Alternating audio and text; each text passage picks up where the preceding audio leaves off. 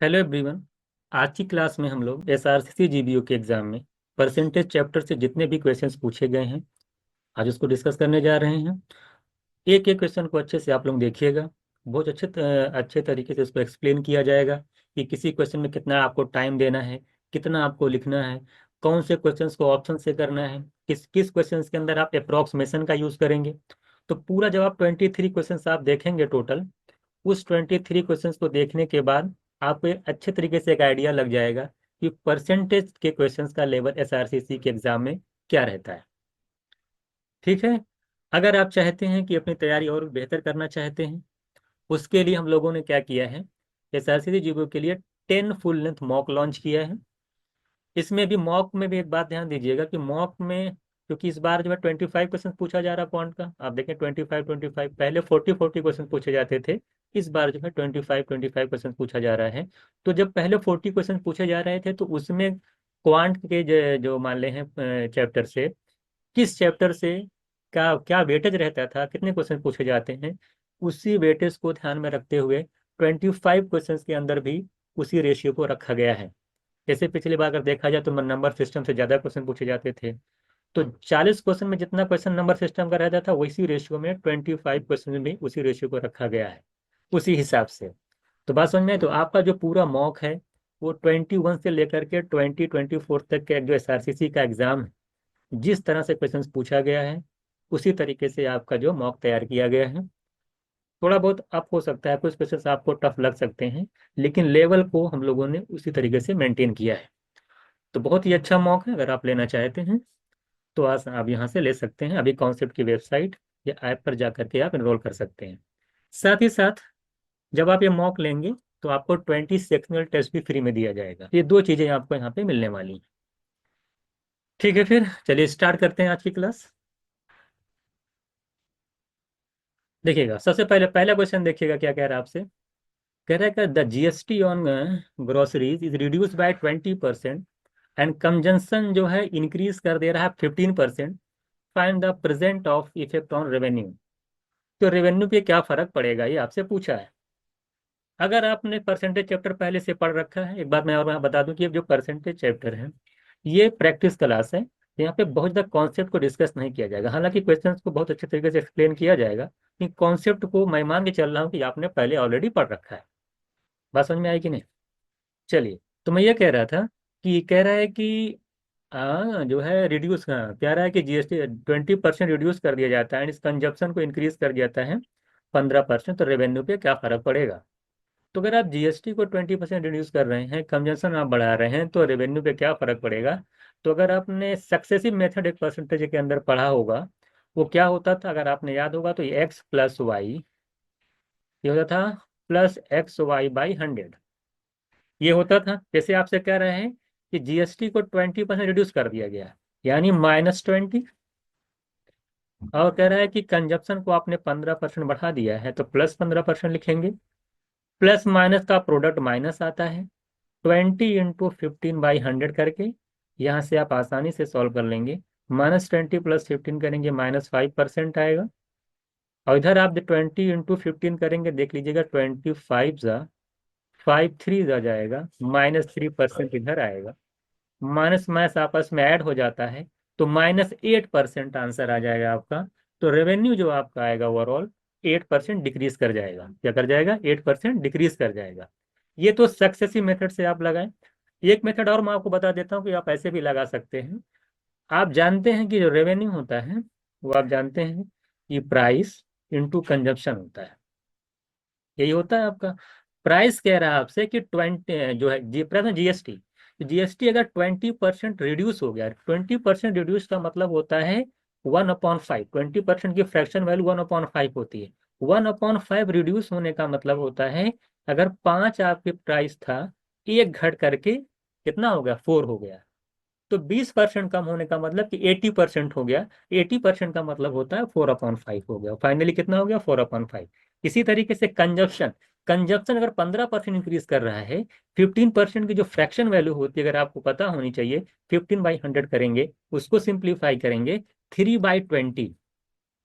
15% के जो आपकी फ्रैक्शन वैल्यू 3/20 है, और 3/20 इंक्रीज होने का मतलब होता है, अगर इनिशियल आपका कंजप्शन 20 है, 3 बढ़ गया 23 हो गया, यानी कि फाइनली जो कंजप्शन हो गया 20 आपका था 23 हो गया, यानी 23/20 हो गया।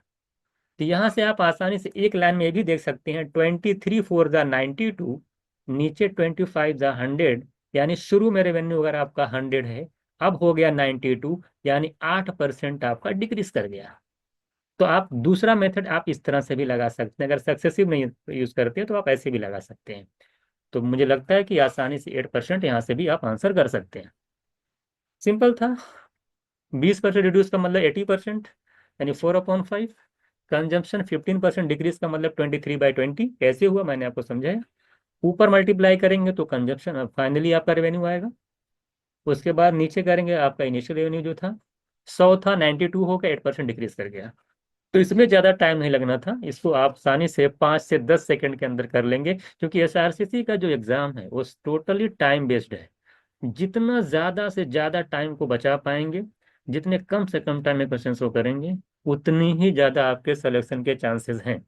इसलिए कोशिश करिए कि अपनी कैलकुलेशन को बहुत बेहतर करिए, और मैक्सिमम कैलकुलेशन अपने दिमाग के अंदर करिए। ये क्वेश्चन अगर मुझे आता तो मैं 10 5 सेकंड से ऊपर नहीं लेता, डायरेक्ट दिख रहा था 20 - 15, मैं ये एक्सरसाइज पे लगा देता, तुरंत ओरली समझ में आता। -20 + 15 -3, है ना, -5, उधर -3 -8, ओरल। कुछ भी लाइन लिखने की जरूरत नहीं थी, ये पेन फ्री क्वेश्चन था। जिसको परसेंटेज पे कमांड अगर अच्छे से पढ़ा है, कैलकुलेशन अगर उसकी सही है, तो इस क्वेश्चन को पेन चलाने की जरूरत नहीं है, आप इसको पेन फ्री आसानी से कर सकते हैं। ये एसआरसीसी जीवो का 2024 का क्वेश्चन है शायद। नेक्स्ट क्वेश्चन देखिएगा। देखिएगा ये क्वेश्चन, देखिए बहुत ही आपको देखने में बहुत बड़ा लग सकता है। अगर इस क्वेश्चन को थोड़ा सा अगर आप सही से पढ़ते, तो ये कह रहा है read the given information carefully, answer the following question. इसका मतलब ये जो आपका क्वेश्चन डाटा दे रखा है, इसमें बहुत सारे क्वेश्चन उन्होंने पूछे रहे होंगे, कहीं कहीं से उन्होंने क्वेश्चन को कॉपी किया होगा, उसमें बहुत सारे क्वेश्चन होंगे, और उसके बाद उन्होंने उसमें से एक क्वेश्चन को उठाया है। तो कुछ लोग क्या करेंगे, पूरा डाटा को पहले पढ़ना स्टार्ट करेंगे तब सॉल्व करेंगे। लेकिन इस क्वेश्चन अगर आप पढ़ते, तो आप देखिए देखिए पूछ क्या रहा है, पूछ क्या रहा है कि number of player involve in all three activities, number of players involve in all three activities is how much as less than number of players involve in only swimming. यानी जो स्विमिंग में इन्वॉल्व हैं, वो जो तीनों activities में involve हैं, है ना, वो कितना लेस है स्विमिंग वाले से। तो ऊपर जैसे आप दो लाइन अगर आप पढ़े, स्विमिंग कह रहा है, स्केटिंग है, और टाइकोंडो है, कह रहा है 3 of the activities in a sport complex of the 1500 players in the complex. Total 1500 players थे। कह रहा है कि 15% और not involve any of three activities, 15% तो कोई इन्वॉल्व नहीं होता है। लेकिन जैसे आप यहाँ से पढ़ेंगे, आपसे कह रहे हैं कि 290 are involve in only swimming, यानी 290 लोग जो हैं सिर्फ जो है स्विमिंग में इन्वॉल्व हैं, और 150 ऐसे हैं जो तीनों एक्टिविटीज में इन्वॉल्व है। बस इतने ही लाइन से आपका आंसर आ जाएगा इस क्वेश्चन का। आगे आपको पढ़ने की कोई जरूरत नहीं है, सिर्फ दो लाइन, क्योंकि पूछा भी तो है कि जो ओनली स्विमिंग में जो इन्वॉल्व है, और जो है ऑल थ्री एक्टिविटीज में जो इन्वॉल्व है, वो कितना लेस है वो ओनली स्विमिंग से। तो ओनली स्विमिंग में अगर बात करेंगे तो 290 है।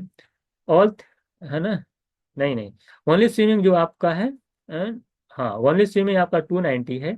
150 जो आपका ऑल थ्री एक्टिविटीज में है, तो कितना लेस है, 290 में से 150 निकाल देंगे, 140 मेरा आंसर आ जाएगा। इसको भी पेन फ्री करना है, इसमें लिखने की जरूरत नहीं। स्क्रीन पे अगर आप एक बार देखेंगे, तो तीसरी लाइन में आपका आंसर आ जाएगा कि 290 माइनस 140 कर देंगे, तो 140 मेरा आंसर आ जाएगा। ये भी इजी क्वेश्चन था। ठीक है, चलते हम लोग नेक्स्ट क्वेश्चन पे। नेक्स्ट क्वेश्चन देखिएगा। इसको देखिएगा। ये कह रहा है कि two friends Rama and Jaya, कह रहा है two friend Rama and Jaya appeared an examination. Rama secured 8 marks more than Jaya, and her marks was 55% of the sum of their marks. The marks obtained by them are, आपसे पूछा कि रमा और जया है। क्या रमा जो है 8 मार्क्स ज्यादा मिलता है आपका उससे, जया से। रमा जो है 8 मार्क्स ज्यादा मिलता है किससे, जया से। और उसका जो मार्क्स है रमा का, उन दोनों के मार्क्स के सम का 55% है। तो इसको बताइए कि कितने कितने नंबर उनको मिले।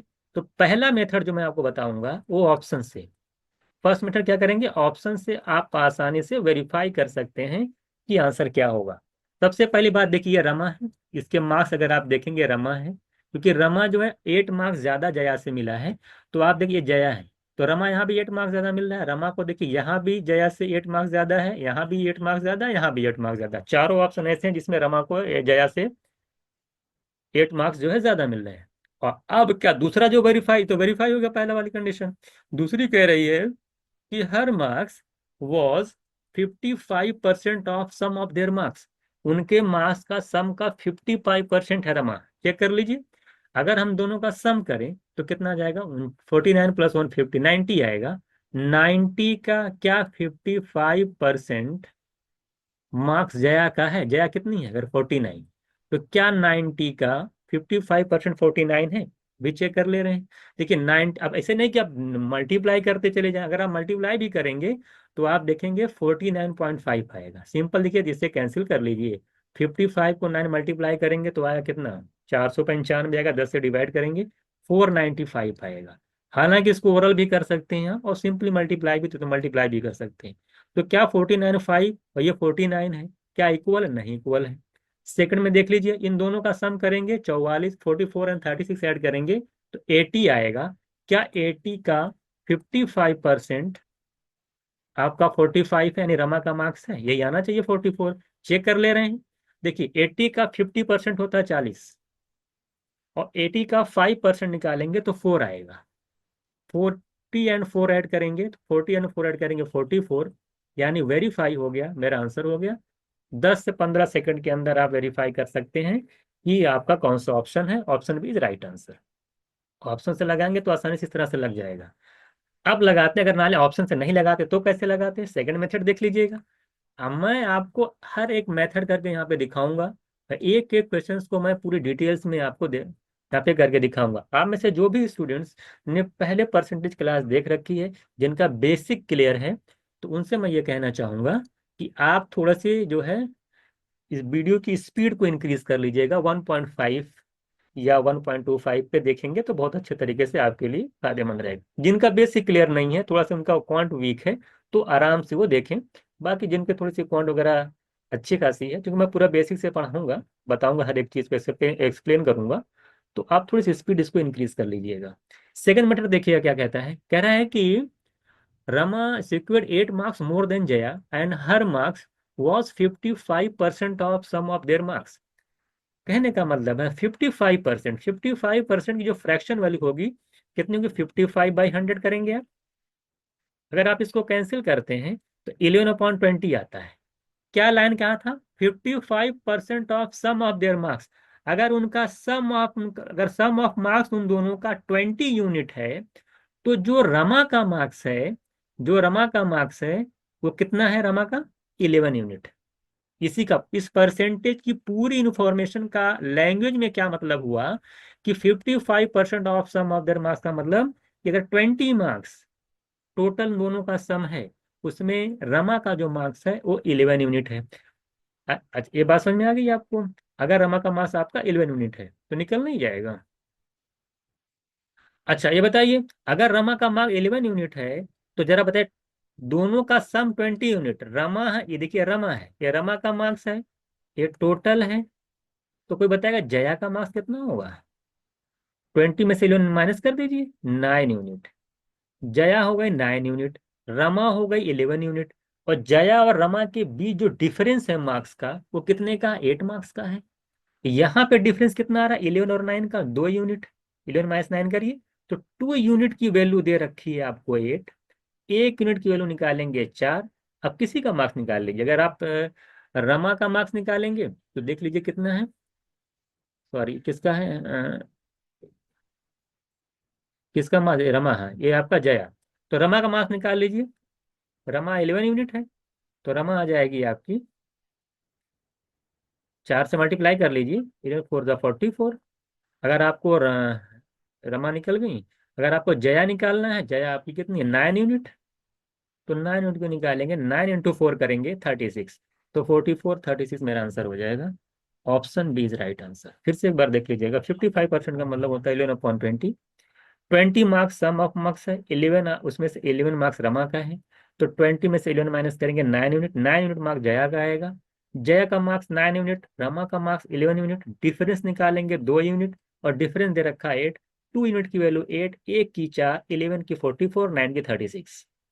वो ये भी नहीं कि बहुत बड़ा है, ये भी आपका बहुत ही आसानी से कर ले जाएंगे, कुछ करने की जरूरत नहीं है। बाकी ऑप्शन मेथड मैंने आपको समझा दिया। तो दो मेथड मैंने आपको बताया है, एक एक चीज मैं एक्सप्लेन कर रहा हूँ, आई थिंक आपके लिए बहुत ही बेनिफिट होगी। क्वेश्चन नंबर थर्ड देखिएगा। क्वेश्चन नंबर थर्ड देखिएगा क्या कह रहा है आपसे। देखिए, जब भी कोई क्वेश्चन आप सॉल्व करते हैं और उसमें कहीं राउंड ऑफ वाली चीज आ जाए, कि जब बताइए कि उसका राउंड ऑफ आंसर निकालिए, तो ये समझ जाना कि कैलकुलेटिव क्वेश्चन है। और अगर आंसर कहीं पास पास में है और राउंड अप निकालने की बात कहा है, क्योंकि जब राउंड अप की बात करता है तो वहां पे हम डीएस कॉन्सेप्ट नहीं लगा सकते हैं, है ना। तो बहुत सारी मेथड, हम वहाँ पे यूनिटरी मेथड नहीं लगा सकते हैं कि क्या आएगा, क्योंकि अप्रोक्स आंसर हो गया। तो वहां पे आपको कैलकुलेशन पूरी करनी पड़ती है। और अगर कहीं आंसर आपका अगर दे रखा है कि करीब करीब है, तब तो और भी दिक्कत है, तो पूरा सॉल्व करना पड़ेगा आपको। तो यहाँ पे यही चीज है वाले क्वेश्चन में, यानी कि आपको कैलकुलेटिव क्वेश्चन है, थोड़ा सा आपको सॉल्व करना पड़ेगा। जैसे क्वेश्चन में कह रहा है द पॉपुलेशन ऑफ, है ना, कोमापल्ली विलेज इज, कह रहा है कि 10,000 है, 10,000 पूरी पॉपुलेशन है। Sir the population increase by 10% in the first year and 15% in second year, और थर्ड ईयर में कह रहा 5% डिक्रीज कर गई है। तो बताइए कि 3 साल बाद जो है उनकी पॉपुलेशन जो है कितनी होगी, आपसे पूछा है। तो बेसिक क्वेश्चन परसेंटेज का हमने बहुत सारे ऐसे क्वेश्चन आपसे कराए हैं, अगर आप क्लास किए होंगे तो आप इसको आसानी से लगा सकते हैं। क्या करना है, कह रहा है और इनिशियल पॉपुलेशन आपको दे रखा है, पहले साल 10% इंक्रीज कर गया। 10% इंक्रीज करने का मतलब होता है कि 1/10 इंक्रीज कर गया। फ्रैक्शन वैल्यू क्या, 1/10 इंक्रीज कर गया, मतलब फाइनली कितना हो गया, 10 अगर है, एक बढ़ गया, यानी 11/10 हो गया। आप ऐसे भी समझ सकते हैं 10% इंक्रीज करने का मतलब 110% हो गया। 110% का मतलब होता है कि 0 0 110/100, 0 0 कैंसिल होगा, 11/10 हो गया फाइनली। तो फाइनली कितना होगा, 11/10 हो गया। हालांकि ये पूरा बेसिक है, ये आपको आना चाहिए।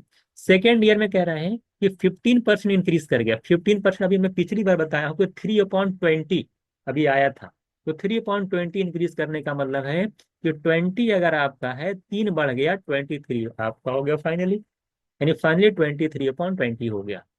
थर्ड ईयर की बात करें तो कह रहा है कि 5% डिक्रीज कर गया। 5% का मतलब होता है 1/20। 1/20 डिक्रीज करने का मतलब कि 20 है, 1 कम हो गया, यानी 19/20 हो गया। नीचे आपका इनिशियल पॉपुलेशन आता है, शुरू वाली, ये फाइनल पॉपुलेशन है। इनिशियल अगर मल्टीप्लाई करते हैं तो 20 × 20 × 10 करेंगे, 4,000 आएगा। कितना आएगा, 4,000 यूनिट। तो 4,000 यूनिट की वैल्यू दे रखा है 10,000। अगर यहाँ से 1 यूनिट किलो निकालेंगे आप, तो आप देखेंगे 3 0 कैंसिल होगा, 1 यूनिट किलो 2.5 आएगी। आपको फाइनल पॉपुलेशन निकालना है, तो 11 × 23 × 19 यूनिट किलो निकालेंगे, 2.5 से मल्टीप्लाई करिएगा। 1 यूनिट किलो अगर इतनी है, तो 11 × 23 × 19 यूनिट किलो कितनी होगी, तो मल्टीप्लाई करेंगे 11 × 23 × 19 × 2.5, सबको मल्टीप्लाई करेंगे तो आप इसको सॉल्व कर लेंगे। तो मैं आपको लिख दे रहा हूँ इसका आंसर, क्योंकि आपको सॉल्व करना पड़ेगा, अब इसके पास कोई ऑप्शन नहीं है। ये मल्टीप्लाई आपको 11, 23 और 19 और 2.5, ये सबका मल्टीप्लाई आपको करना पड़ेगा। और फाइनली डेसिमल में कुछ आंसर आएगा, मैं लिख दे रहा हूँ 12, यही आएगा 12,018। आप सॉल्व करेंगे तो 120.7 पॉइंट समथिंग आएगा। तो ये 018 करके अप्रॉक्स में आंसर जो है आपका यही आ जाएगा, 12,018 आपका आंसर आएगा। तो ये थोड़ी सी कैलकुलेशन आपको यहाँ पे करनी पड़ेगी, इसमें कोई चारा आपका नहीं चलने वाला है, क्योंकि आंसर बड़े करीब, देखिए 12,008 है, ये 12,018 है, तो बहुत करीब करीब आंसर हो रहा है।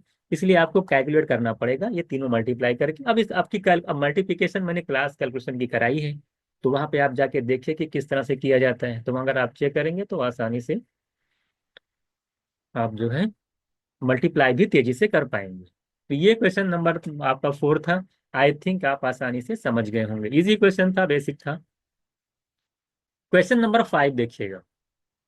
कह रहा कि the present value of ATM machine is 55,000, the value of the machine depreciate at the rate of this, what will be the value of the machine after 2 years। बिल्कुल सेम उसी पैटर्न पे question जो अभी पिछला question था।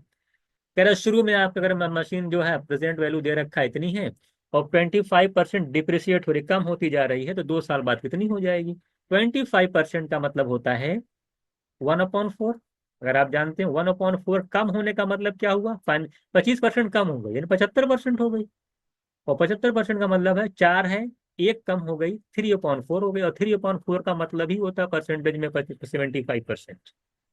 तो अगर 25% डिफ्रेशिएट हो रही है, इसका मतलब फाइनली कितनी हो जा रही है? 3/4, यानी 75% हो जा रही है। अगले साल फिर वही है जो आया, फिर 25% डिफ्रेशिएट हुई, यानी 3/4 हो गई। नीचे मल्टीप्लाई करेंगे तो इनिशियल आता है, इधर आता है फाइनल। तो नीचे क्या रहा, 4 × 4 करेंगे 16 यूनिट। 16 यूनिट की वैल्यू कितनी दे रखा है आपको? 55,000। यहाँ पे अप्रोक्सीमेशन की तो बात तो किया नहीं है, तो आपको निकालना है 9 यूनिट की वैल्यू। तो कैसे निकालेंगे? अब देखिए, अब यही आती है कैलकुलेशन। आप करेंगे 16 से डिवाइड और 9 से मल्टीप्लाई। इसी को करना है सॉल्व। सबसे पहली बात है कि आंसर 9 का मल्टीपल होगा। आंसर क्या होगा? 9 का मल्टीपल होगा। तो 9 का मल्टीपल चेक कर लीजिए, देखिए 3, 3 6, 9 15, 7 22, 5 27, ये 3 का मल्टीपल है। ये देख लीजिए, 9 3 3 6 3, 9 कैंसिल, 9 कैंसिल, 7 5 12, 9 का मल्टीपल नहीं है। 9 कैंसिल, 3 3 3 6 1 7 7 14 5 19, 9 का मल्टीपल नहीं है। ये 9 का मल्टीपल 9 से कट नहीं रहा ऑप्शन।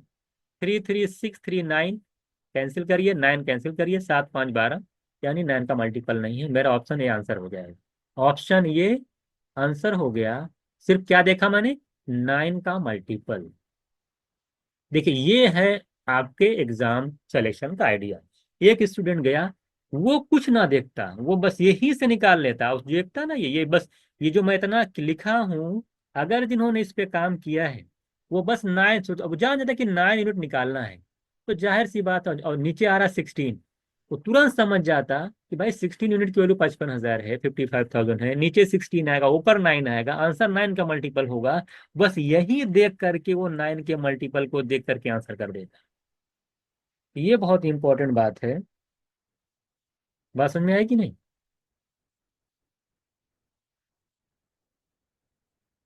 तो ये आपका 9 के मल्टीपल को देख करके आप आसानी से आंसर कर सकते हैं। नेक्स्ट क्वेश्चन देखिएगा।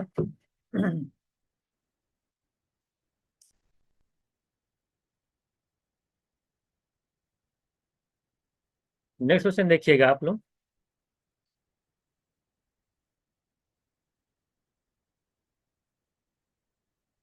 देखिए क्वेश्चन नंबर 6, देखिए कह रहा the population of a town increase from 1,50,000 to 2,24,500 in 11 years।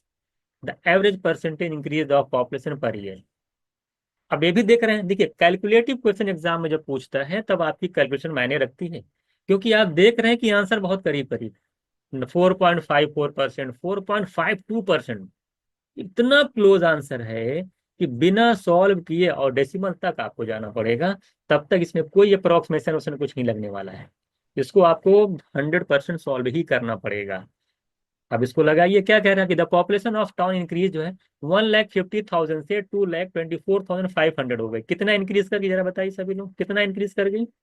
आप माइनस कर दीजिए, 1,50,000 में से 2,24,000 में से माइनस कर दीजिए, है ना। 2,24,500 अगर पॉपुलेशन आपकी है, उसमें से 1,50,000 माइनस करिए। अब माइनस करने के लिए नहीं कि मल्टीप्लाई करके माइनस कर रहे हैं। एग्जाम में क्या करना भाई, 1.5 लाख से 50,000 जाएंगे, 2 लाख होगा, 24,500 और ऐड कर लीजिए, 74,500। मैं आपको सोल्यूशन भी उसी तरीके से कराऊंगा जो एग्जाम में किया जाता है। ये मैं ऐसे नहीं बढ़िया से 2,24,000 ये लिखता जाऊं, और फिर इसमें से देखिए ये टाइम यही कंज्यूम करेगा, फिर मैं 1.5 लाख लिख करके माइनस करूं, तब ये सिलेक्शन आपके एग्जाम का सिलेक्शन नहीं है। ये सब करने जाएंगे तब तो फिर आपका टाइम ही खत्म हो जाएगा। ओवरऑल आपको माइनस करना है, 1,50,000 से 2,24,500 में कितने का डिफरेंस है आपको दिमाग में करना है। 50,000 ऐड करेंगे 2 लाख होगा, 24,500 और ऐड कर लीजिए 50,000 में, 74,500 आ गया। इतना आपका इंक्रीमेंट हो गया है। कितना थी, अब देखिए पर्स कितना कह रहा है कि 11 साल में हुआ है, तो जरा बताइए कितना परसेंट इंक्रीज किया। आप क्या करेंगे, पहले हम परसेंटेज इंक्रीज निकालने के आखिरकार कितना परसेंट बढ़ा है। अगर आप देख पा रहे थे कि 75,000, अगर 500 और होता तो 75,000 होता, और 75,000 1.5 लाख का 50% होता है, और 50% को अगर 11 से डिवाइड करेंगे तो 4 पॉइंट समथिंग आता। अगर ऑप्शन अगर 4 पॉइंट कुछ होता, 5 से अगर दूर दूर होता तो ये आसानी से अप्रोक्सीमेशन से लग जाता। लेकिन एग्जामिनर ने बहुत ही ऐसा ऑप्शन दे दिया है कि यहाँ पे अप्रोक्सीमेशन नहीं लगा सकते, आपको सॉल्व ही करना पड़ता है। नहीं तो मैं डायरेक्ट निकाल देता, 50% आता, मैं 4 प्लस पॉइंट कुछ ना कुछ आंसर लिख देता। वो आंसर जो 100% की 4 पॉइंट समथिंग ही आएगा, 8 पॉइंट तो आना ही वाला नहीं। लेकिन यहाँ पे दिक्कत है कि आपका अप्रोक्स में आंसर आंसर बड़ा करीब करीब, इसलिए इसको आपको सॉल्व करना पड़ेगा। तो कैसे निकालेंगे? 74,500 है आपका, 1,50,000 इधर है आपका। परसेंटेज इंक्रीमेंट निकालेंगे, डबल जीरो कैंसिल होगा, तो 745/15 आएगा। अगर आप 5 से डिवाइड करते हैं, 5 × 5 2 24, 5 4 20, और 4 5 9 149 आएगा। नीचे डिवाइड करेंगे, आप देख लीजिए कितना आ रहे हैं, और 300 आ जाएगा। कितना आ जाएगा? 300। अगर आप इसको निकालते हैं, परसेंटेज निकालते हैं, तो 100 से मल्टीप्लाई करेंगे, ये कैंसिल होगा। 149 को 3 से डिवाइड कर लीजिए, 3 4 जा, और 49.6 करीब में आ जाएगा। ठीक है, और इसको ये 11 साल, इतना परसेंट आपका टोटल पॉपुलेशन इंक्रीज हुई है, 49.6%, 11 साल में हुई है। तो 11 से डिवाइड करेंगे तो पर ईयर एवरेज निकल के चला आएगा। 11 4, देखिए पूरा कैलकुलेशन करना पड़ेगा। 11 4 का 44, 5 आएगा, और ये हो जाएगा 56, और फिर 4 आएगा, फिर देख लीजिएगा। हाँ, 5, 11 5 या 55, 1 आएगा। तो मुझे लगता है कि यही आपके करीब करीब 4.5 पॉइंट के करीब में आएगा। टू तो नहीं आने वाला है, C option is right answer. आप डिवाइड कर लीजिएगा, या 45 आएगा, 56 आएगा, 55 आएगा, 1 आएगा, 100 9, तो 0 9 करके आएगा, तो 4.51 करीब जो आपका आंसर आ जाएगा। तो 4.52 मेरा आंसर होगा। आप देखिए कितनी तगड़ी कैलकुलेशन है ये। आपको पूरा जब तक लास्ट डिजिट तक नहीं जाएंगे तब तक नहीं होने वाला। क्वेश्चन बहुत छोटा है, डायरेक्ट देखिए आपको यहाँ तक तो तुरंत आ जाएगा। उसके बाद 11 से डिवाइड, बहुत बड़ा भी नहीं है, ऐसा नहीं कि बहुत पहाड़ दे दिया है। 49.6 डिवाइड डिवाइड कर लेंगे तो आसान है। ये नहीं कि डायरेक्ट आपको दिख नहीं रहा, थोड़ी सी कैलकुलेशन आपको करनी पड़ेगी। ये 4.5.2 मुझे आपका आंसर हो जाएगा फाइनली। चलते हम लोग नेक्स्ट क्वेश्चन पे, इसको देखिएगा। कह रहा है कि the water bill is If a water bill is paid before the due date, overall there is a reduction of 5% on the bill amount. A person paid the bill before due date, he got reduction कितना? कह रहा है अगर आपने देखा होगा, जब कभी आप बिल डेट से पहले दे देते हैं तो आपको कुछ रिडक्शन मिलता है, ड्यू डेट जो होती है। तो वही कहता है कि 5% का आपको जो है रिडक्शन मिलेगा। और रिडक्शन मिला कितना आपको है? 250 रुपए का। तो कह रहा है कि बिल कितना अमाउंट, टोटल बिल का 5, देखिए टोटल बिल कुछ ना कुछ रही होगी, उसका 5% आपको रिडक्शन मिला है, और रिडक्शन है कितना? 250। तो अगर पूरे बिल का 5% की वैल्यू 250 है, तो टोटल बिल का 100% यानी वो बिल अमाउंट कितना होगा? 5 का 100 यानी 20 टाइम्स, यहाँ पे दो यूनिटरी मेथड 20 टाइम्स, इसको भी 20 से मल्टीप्लाई कर देंगे, तो आपका आसानी से निकल जाएगा, 5,000 आपका आंसर आ जाएगा। 5% की वैल्यू 250 है, एक की 50 आ जाएगी, 100 की 5,000 आ जाएगी। तो ये बहुत ही इजी क्वेश्चन था, इसमें पेन फ्री करना था, इसमें आपको कुछ भी लिखने की जरूरत नहीं है। 5% की वैल्यू 250, एक की 50, 100 की 5,000, बस इतना ही करना था। इजी क्वेश्चन था, इसमें ज्यादा टाइम नहीं देंगे हम लोग, आगे चलते हैं। क्वेश्चन नंबर 8 देखिएगा। In a farmhouse there only horses and sheep. कोई फार्म हाउस है, और कह रहा है उसमें हॉर्स और शीप है। कह रहा है 50% of the horse's were sheep. अब मान लेते हैं, देखिए हॉर्स, ठीक, ये शिप है, घोड़े और भेड़िए, है ना, भेड़िया होता है ना, ये है। कह रहा है कि अगर 50% ऑफ द हॉर्स है, अगर 50% जो हॉर्स जो है वो शीप होते, तो कह रहा है कि जो नंबर ऑफ शीप होते, आगे लाइन पड़ेगा, ये देखिए कंडीशन देखिए, if the 50% of the horse were sheep the then there would have been 50% more sheep than the number of horses. ये नंबर ऑफ शीप्स होंगे वो हॉर्सेज से 50% ज्यादा होंगे। 50% ज्यादा का मतलब देखिए बहुत इंपॉर्टेंट बात है, कोई नंबर किसी से 50% ज्यादा है, इसका मतलब क्या हुआ? वो नंबर उस नंबर का 150% है। 50% मोर देन का मतलब 150%, यानी 1.5 गुना है। बस इस बात को बहुत ध्यान दो, 50% ज्यादा का मतलब है कि 150% है, 100% ज्यादा का मतलब है कि 200% है ना। फाइनली कितना है उसका 100%, नहीं उसका 100% निकाल के ऐड करेंगे तो फाइनल निकलेगा ना। 50% ज्यादा होने का मतलब है कि वो उसका 150% है, ये बात को दिमाग में रखिएगा। What percentage all the animals are horses, तो बताइए कि टोटल एनिमल में हॉर्स का परसेंटेज कितना है निकालना है। सबसे पहले अगर इस क्वेश्चन को अगर ऑप्शन से आप करते हैं तो मुझे लगता है सबसे बेस्ट मेथड जो आपका ऑप्शन मेथड है, और ऑप्शन से आसानी से वेरीफाई हो जाएगा। आपको क्या करना है, आप मान लीजिए कि मानते हैं कि हॉर्स आपका 80 पर पूछा है ना कि हॉर्स का परसेंटेज कितना, मान लेते हैं कि हॉर्स 80% है। अगर हॉर्स 80% है तो शिप कितना परसेंट होगा, 20%। टोटल तो भाई 100% है। कह रहा था, दूसरी कंडीशन कह रहा था, अगर हॉर्स का 50% इसमें ऐड कर दिया जाए तो हॉर्स है 80%, 80% का 50% मतलब 40%, 80% 50% मतलब क्या, 80% का हाफ। यानी कि अगर 80% का 50% यानी इसमें अगर 40% ऐड कर दिया जाए तो ये हो जाएगा 60%। आप हमको ये बताइए, क्या शीप का जो नंबर है वो हॉर्स से ज्यादा है? पहली बात तो ज्यादा ही नहीं है। और कह रहा था कि 50% ज्यादा हो जाएगा, यानी इसका 150% ये होना चाहिए, ये तो कम है, यानी ये ऑप्शन तो कट गया। दूसरा चेक कर लीजिए, हम मान लेते हैं कि हॉर्स आपका 50%। अगर हॉर्स आपका 50% तो शिप भी आपका 50% होगा।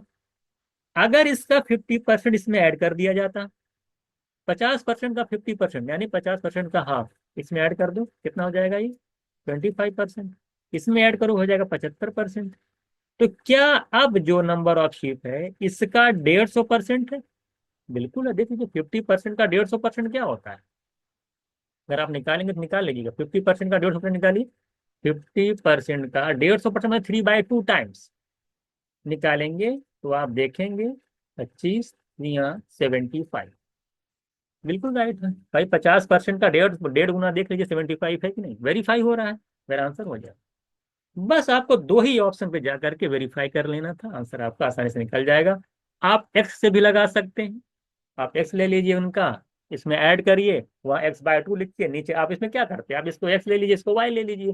y क्या हो जाएगा, मान ले y है, y में ऐड करेंगे, इसका 50% x/2 ऐड कर लीजिएगा। मान ले, क्योंकि हाँ हाँ चूंकि दोनों तरफ से है ना, इस तरह से सॉल्व कर लीजिएगा। वहाँ x/2 कम होगा, इसमें x/2 ऐड कर लीजिएगा, परसेंटेज निकाल लीजिएगा, देख लीजिए कितना परसेंट बढ़ रहा है। ठीक है, तो आप ऐसे भी लगा सकते हैं, लेकिन सबसे अच्छा मेथड जो मुझे लगा है कि ऑप्शन से वेरीफाई करके इस क्वेश्चन को आसानी से वेरीफाई कर सकते हैं। तो यही आपका सिलेक्शन मेथड है, आपको वेरिएबल जाकर सॉल्व करेंगे तो जाने की जरूरत नहीं है। अगर आप चाहेंगे तो मैं इसको बता भी दूंगा वेरिएबल से भी, अगर आपको कोई भी, अगर किसी को चाहिएगा तो उसमें आपको बता दूंगा। क्वेश्चन नंबर 9 देखिएगा, कह रहे अनीता गेव 10%, क्योंकि ये जो मैं जो क्वेश्चंस करा रहा हूँ मैं एग्जाम ओरिएंटेड सोल्यूशन करा रहा हूँ। डिटेल सोल्यूशन तो बहुत सारे होते हैं कि आपको सिखाया जाए ये कर लीजिए वो कर लीजिए, हालांकि जो जिस ऐसे सोल्यूशन जिससे आपको सिलेक्शन होगा, बात समझ में आएगी नहीं, वो चीजें आपको यहाँ पे मैं कोशिश कर रहा हूँ बताने की। कह रहा कि अनीता जो है, कह रहे give 10% in charity from her salary and then 20% from remaining she give to her friend as a loan. कह रहे she left now with ₹7200, what is the salary of Anita, Anita की सैलरी कितनी। अब देखिए अनीता ने क्या किया, 10% चैरिटी में दे दिया तो कितना बचा उनके पास, 90%। 90% का मतलब होता है 9/10 बचा सैलरी का। अब कह रहे हैं कि and then 20% from the remaining 9/10 है, उसमें से 20% उन्होंने दे दिया है अपने फ्रेंड को एज अ लोन। 20% अगर आप दे देंगी तो बचे रिमेनिंग का कितना परसेंट बचेगा, 20% देने का मतलब है कि 80% बचेगा। भाई किसी को 20% अगर आप दोगे तो 80% बचेगा, 80% का मतलब होता है 4/5। अब ये चीज पता होनी चाहिए, 80% का मतलब क्या होता है 4/5, 80% की फ्रैक्शन वैल्यू। ये अब नहीं बताऊंगा 80% फ्रैक्शन वैल्यू क्या होती है, 80/100 करेंगे 4/5। तो अगर आप परसेंटेज चैप्टर नहीं पढ़े, बिल्कुल बेसिक क्लियर नहीं है, आपको फ्रैक्शन नहीं पता है, सबसे पहले परसेंटेज चैप्टर का बेसिक करके आइए, तब उनके लिए तब ये भी इंपॉर्टेंट ये वीडियोस होगी। जिनका बेसिक बिल्कुल नहीं पता है तो उनके लिए थोड़ी सी प्रॉब्लम हो सकती है कि 80% की फ्रैक्शन वैल्यू क्या होती है, 90% मतलब 9/10, ये सब पता होना चाहिए, बहुत सिंपल सी बात है। ये आपका हो गया। आपसे कह रहा है कि सीध लेफ्ट नाउ विद रुपीज इतना, उसके पास जो अमाउंट बच रहा है 7200 रुपए, आप देख रहे हैं नीचे वाला इनिशियल अमाउंट है, ऊपर क्या है रिमेनिंग अमाउंट। तो रिमेनिंग अमाउंट अगर आप देख रहे हैं कि 36 यूनिट है, 9 इन 4 और रिमेनिंग अमाउंट है कितना बचा अमाउंट कितना 7200। तो अगर 30 यूनिट की 36 यूनिट के लिए 7200 है, 1 यूनिट की निकालेंगे तो 200 आएगी।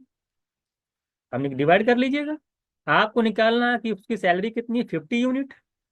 तो 50 यूनिट क्यों निकालेंगे, तो 50 × 200 करेंगे, यानी एक के बाद जीरो है ना, कि जीरो काउंट करते रह जाए, एक के बाद जीरो, यानी 10,000 मेरा आंसर हो जाएगा। 50 × 200 करेंगे तो 10,000 होगा। अब ये लिखिएगा मत जाकर के 10,000 एग्जाम में। यहीं से समझ में आ रहा है कि भैया 1 के बाद जीरो आएगा। तो 1 के बाद जीरो एक ही ऑप्शन है, मैं सब क्लास में सिखाता रहता हूँ कि 1 के बाद जब जीरो ऑप्शन अलग हो तो बस डायरेक्ट आंसर कर दिया करिए। काउंट तब करते हैं जब भी सब इसमें वाले 1,000, 10,000 दिया, 1 लाख दिया होता, 100 दिया होता, इस तरह से ऑप्शन होता, तो मैं यहाँ पे जो है पूरा सॉल्व करता। ओरली अभी पेन फ्री है, इसमें कुछ नहीं करना है। इसमें अगर आपको लिखना तो एक लाइन बस यही लिखनी है, 36 यूनिट की वैल्यू 7200, एक की 200, 50 की 1,000, 10,000, बस इतना ही करना है। तो ये आपका ना है। तो यहाँ पर मेरी बहुत कोशिश है कि आपको कैसे सोल्यूशन करना है, कितना लिखना है, ये सारी सारी चीजें आपको यहाँ पे बताई जाए। क्वेश्चन नंबर 10 देखिएगा। क्वेश्चन नंबर 10 आपसे कह रहा है कि two number are such that they are 40% and 50% of the third number, find a number as a percentage of the second. तीन नंबर आपके पास हैं, first number, second number and third number. कह रहा है कि जो अगर हम मान लेते हैं कि थर्ड नंबर आपका 100 है, तो फर्स्ट नंबर जो है वो थर्ड नंबर का 40% है। तो 100 का 40% निकालेंगे तो 40 आएगा। 100 का सेकेंड नंबर थर्ड नंबर का 50% है, तो 100 का अगर 50% निकालते हैं तो ये 50 आ जाएगा। क्वेश्चन आपसे पूछा है कि जो आपका फर्स्ट नंबर है वो सेकेंड नंबर का कितना परसेंट है। तो फर्स्ट नंबर 40 है, सेकेंड नंबर 50 है, कितना परसेंट है निकाल लेंगे आप 4/5। 4/5 का मतलब 80%, है ना। परसेंटेज आप निकाल भी सकते हो, 4/5 × 100 करोगे तो 80% आएगा। तो फर्स्ट नंबर। अच्छा आपसे यहाँ पे मैं, ये तो एक क्वेश्चन हुआ, यहाँ पे दो तीन क्वेश्चन मैं आपको और बताता हूँ, 2, 3 और 4, देखते हैं कितने क्वेश्चन बन जाते हैं। यहाँ तो बोला कि फर्स्ट नंबर सेकंड नंबर का कितना परसेंट, हम कहें कि सेकंड नंबर फर्स्ट नंबर कितना परसेंट है। तो सेकंड नंबर आपका 50 होगा, अपॉन फर्स्ट नंबर लिखेंगे 40। यहाँ से अगर परसेंटेज निकालेंगे आप तो 5/4, 1/4 25% होता है, 5/4 125%। ये सब देखिए आपको ओरली पता होना चाहिए, ये नहीं कि बैठ के परसेंटेज निकाल रहे हैं। 1/4 25%, तो 5/4 125%, 5 से मल्टीप्लाई हो जाएगा, सब सिखाया हूं मैं। आपसे ये भी कह सकता था कि जो फर्स्ट नंबर है वो सेकेंड नंबर से कितना परसेंट कम है। फर्स्ट नंबर है 40, तो फर्स्ट नंबर सेकेंड नंबर से कितना कम, अगर देखा जाए 40 से 50 है, 10 कम है।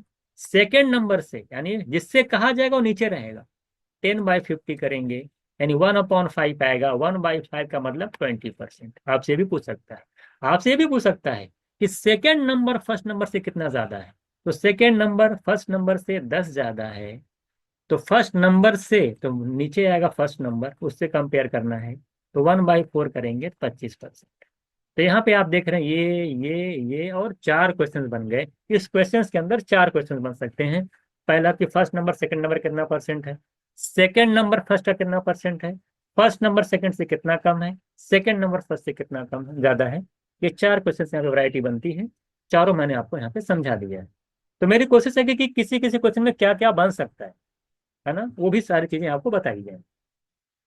नेक्स्ट क्वेश्चन देखिएगा, at an institute 99% of the student are girls but only, हाँ तो देखिए मान लो कोई इंस्टीट्यूट है, ऑफ दिस 100 स्टूडेंट्स, अगर उसके अंदर टोटल नंबर ऑफ स्टूडेंट्स अगर 100 हैं, उसमें से 99 गर्ल्स हैं, तो जाहिर सी बात है बॉयज कितने हो जाएंगे, 1, आपके बॉयज हो जाएंगे। एक ही बॉय रहेगा, बाकी 99 गर्ल्स हो जाएंगी।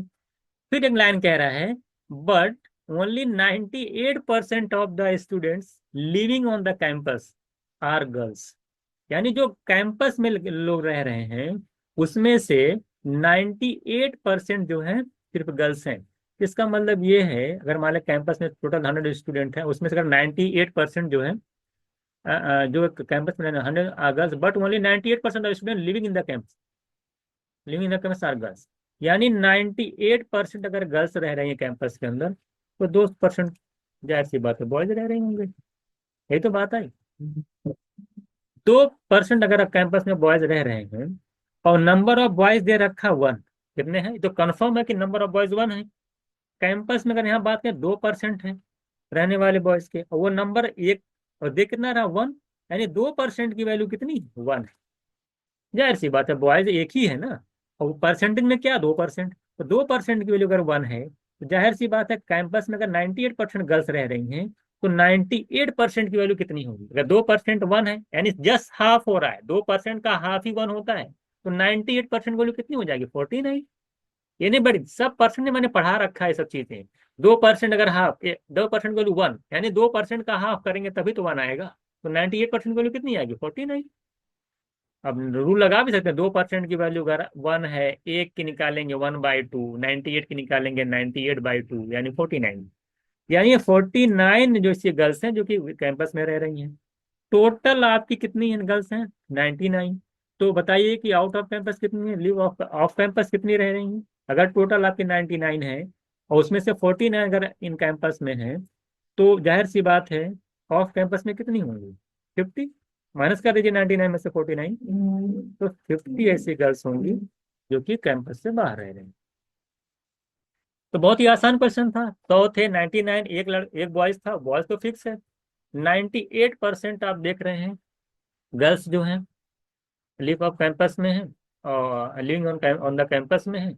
2% नहीं है, 2% आने बॉयज की बात कर रहा है, और बॉयज कन्फर्म है 1 है।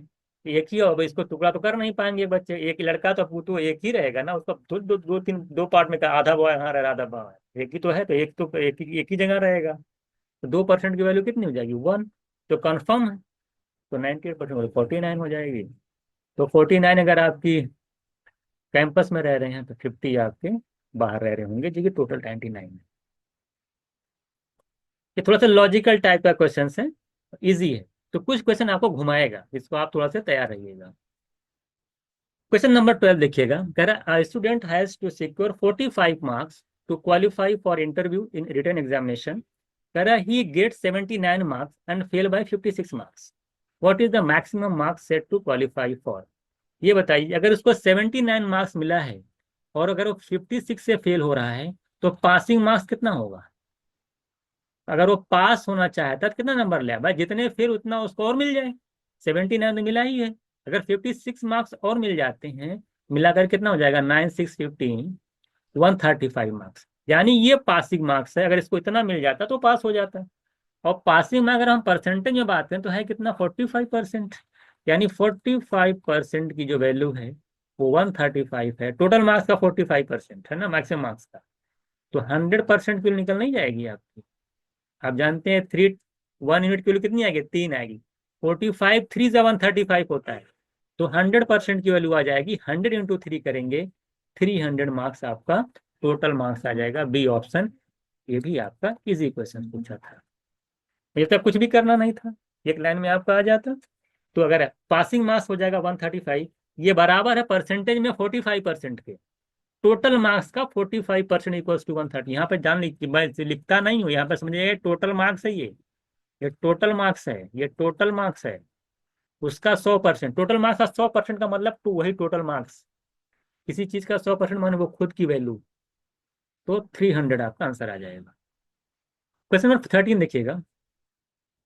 आप देखिए क्वेश्चन नंबर 13 में, अगर आप देख पा रहे हैं, women women spend 80% of her income. With the increase in the cost of living, her expenditure increased by 37.5% and her income increased by 25%. Her present percent saving कितनी है?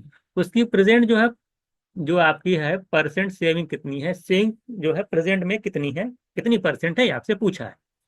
आप जानते हैं 3 चीजें होती हैं, एक इनकम होता है, एक एक्सपेंडिचर होता है, एक चीज होती है सेविंग। ये चीज आप जानते हो। अगर कोई वुमेन 80% अपनी इनकम का खर्च कर देती है, मान लेते उसकी इनकम आपकी 100 है, उसमें से 80% खर्च कर दी, यानी 80 यूनिट खत्म कर खर्चा कर दी, तो बची बची इनकम कितनी उसके पास? 20 यूनिट। ये तो दे रखा है। 100 रुपीज मान लिया किसके पास कोई पैसा कमाता है, 80 खर्च करता है, 20 बचेगा। तो 100 में से 80 खर्च कर रही है, तो 20 आपकी सेविंग है। उनका लिविंग कॉस्ट जो है इंक्रीज कर गया, जब लिविंग कॉस्ट इंक्रीज करेगा तो एक्सपेंडिचर बढ़ेगा। तो कह रहे हैं कि एक्सपेंडिचर 37.5% इंक्रीज कर गया। बार बार परसेंटेज चार्ट अगर आप नहीं पढ़ रहे हैं तो जाकर एक बार उसको अच्छे से पढ़िएगा। परसेंटेज चार्ट बहुत इंपॉर्टेंट होता है। डायरेक्ट इन्हें कि बैठ करके हम फ्रैक्शन में कन्वर्ट कर रहे हैं। 37.5% की फ्रैक्शन वैल्यू मैंने बता रखी है, कितनी होती है 3/8। अब ये नहीं बैठ कर इसको मैं निकालूंगा। 1/8 12.5%, 12.5% होता है। 3/8 37.5% होता है। ये दिमाग में बैठा लीजिए, पूरा परसेंट चार्ट याद कर लीजिए, जिससे आपको कोई भी दिक्कत ना हो। तो कह रहा है एक्सपेंडिचर 3/8 इंक्रीज कर गया। 3/8 इंक्रीज कर जाएगा, कितना इंक्रीज कर जाएगा? इसका मैं 3/8 बढ़ा दूं तो कितना हो जाएगा इंक्रीज? 80 का 3/8 करेंगे, 80 का 3/8 करेंगे, कितना है? 8 10 जा और 10 3 जा 30, यानी 30 इंक्रीज कर जाएगा, यानी 110 हो गया। अगर एक्सपेंडिचर 110 हो गया, कह रहा है इनकम 25% इंक्रीज कर गई। इनकम 25% अगर इंक्रीज कर जा रही है, यानी 125 हो गई। इनकम 125 हो गई, 110 अगर आपका एक्सपेंडिचर है तो सेविंग कितनी है? दिख नहीं रहा? 150। अगर 125 रुपये आपकी इनकम है, 110 आपने खर्च कर दिया, कितनी बच सेविंग बची यार? 15। ये तो आपकी है, 15 यूनिट आपकी सेविंग है। तो वही आपसे पूछा था कि हर प्रेजेंट परसेंट सेविंग कितनी है। अब यानी कि उसकी प्रेजेंट में कितने परसेंट सेविंग है। भाई 125 यूनिट आपकी इनकम है, सिर्फ 15 यूनिट अगर आपकी सेविंग है तो कितने परसेंट सेविंग है, निकल नहीं जाएगा। तो प्रेजेंट में जो उसकी परसेंट सेविंग होगी वो कितनी होगी? सिंपल सी बात है, इनकम अपॉन ना, सेविंग अपॉन इनकम। देख लीजिए कितना है, इंटू 100 कर देंगे तो मेरा आसानी से निकल जाएगा। 25 5 जा, 25 4 जा, 15 4 जा 60, 60 को 5 से डिवाइड करेंगे, 12% मेरा आंसर आ जाएगा। C option is right answer. इतना ही लिखना है, इससे ज्यादा कुछ करने की जरूरत नहीं है। बहुत इजी क्वेश्चन है। 100 80 20, ये 3/8 इनकी 110, ये 125, ये 15, 15/125 इक्वल टू 12%। मेरा आंसर हो गया। इससे ज्यादा कुछ भी करने की जरूरत इसमें नहीं थी। आई थिंक आप समझ गए होंगे। क्वेश्चन नंबर 14 देखिएगा। कह रहा है box has coins and beads, all of which are either silver or gold. कह रहा है कि 20% of the objects in the box are beads, 40% of the coins in the box are silver, what percent of the object in the box gold coin. आपसे कह रहा है कि एक बॉक्स है जिसके अंदर कॉइन्स हैं और बीड्स हैं। कह रहे या तो सिल्वर या तो सिल्वर है या तो गोल्ड है। आपसे कह रहा है कि 20% of the object in the box are beads. देखिए दो चीज की बात कर रहा है, ये एक आपका बीड्स है, ये आपका कॉइन्स, यही तो है। कह रहे एक बॉक्स के अंदर बीड्स है कॉइन्स है। कह रहे अगर 20% जो उसके अंदर है ऑब्जेक्ट है वो आपका बीड्स है। अगर ये 20% बीड्स है तो 80% कॉइन्स है, यही तो है। आगे लाइन पढ़िए क्या कह रहा है आपसे।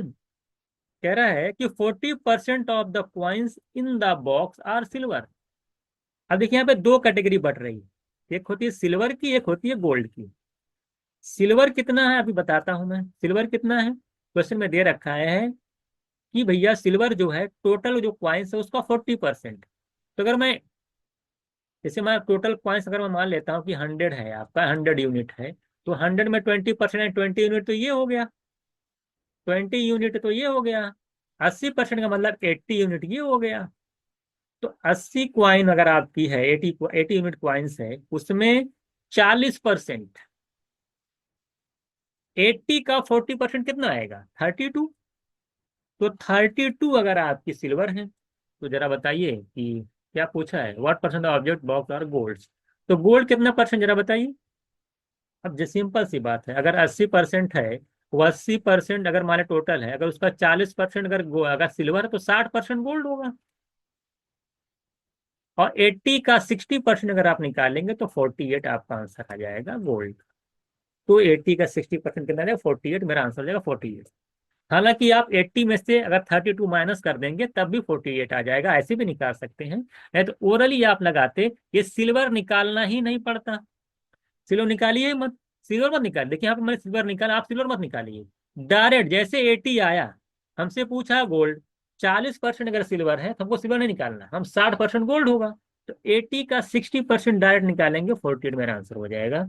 यानी इसको ना भी निकालेंगे तो भी काम चल जाएगा। अब कुछ लोग गोल्ड निकाल सिल्वर निकाल के 80 में से माइनस करके निकालेंगे, और कुछ लोग डायरेक्ट निकाल लेंगे 80 का 60%, 48 मेरा आंसर। बस इतना ही लिखना है। ये सब बहुत चीजें हैं। 2 सेकंड बच जाए, 3 सेकंड बच जाए, टाइम बचाना है।